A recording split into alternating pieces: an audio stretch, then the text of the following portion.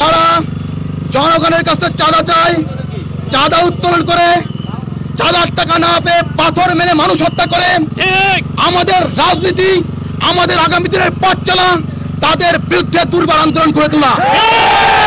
উপস্থিতি, আপনারা জানেন আমার গোপালগঞ্জকে নিয়ে তুচ্ছ তাচ্ছিল্য করে কথা বলে। আমার গোপালগঞ্জে শুয়ে আছে আল্লামা শামসুল্লাহ ফরিদপুরি রহমতুল্লাহ আলাইহি, আমার গোপালগঞ্জে শুয়ে আছে আব্দুল ওয়াহাব সাহেব রহমতুল্লাহ আলাইহি, আমার গোপালগঞ্জে শুয়ে আছে আল্লামা আব্দুল ওয়াহাব সাহেব রহমতুল্লাহ আলাইহি। অসংখ্য উলামা ইকরামের জন্ম এই গোপালগঞ্জে। এই গোপালগঞ্জে তুচ্ছ তাচ্ছিল্য করে কথা বলে।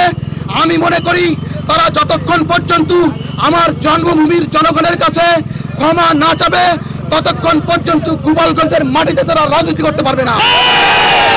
প্রিয় উপস্থিতি, আগামী জাতীয় সংসদ নির্বাচনে হাত পাকার পক্ষে আপনাদের কাছে ভোট চাই, দোয়া চাই।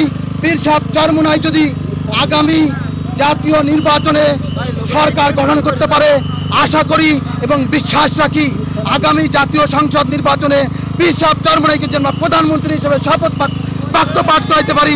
দুর্নীতি থাকবে না, সন্ত্রাস থাকবে না, চাঁদাবাজি থাকবে না, কোনো মিথ্যা মামলা দিয়ে কাউকে হয়রানি করতে পারবে না, মিথ্যা মামলা দিয়ে কাউকে ঘরছাড়া করা চলবে না। যদি কেউ মিথ্যা মামলা দিয়ে কাউকে ঘরছাড়া করার পরে ফাঁকা মাথায় গোল দিয়ে আর দুঃস্বপ্ন দেখেন, আপনাদের দুঃস্বপ্ন থাকবে কিন্তু বাস্তবায়ন হতে দেবো না ইনশাআল্লাহ।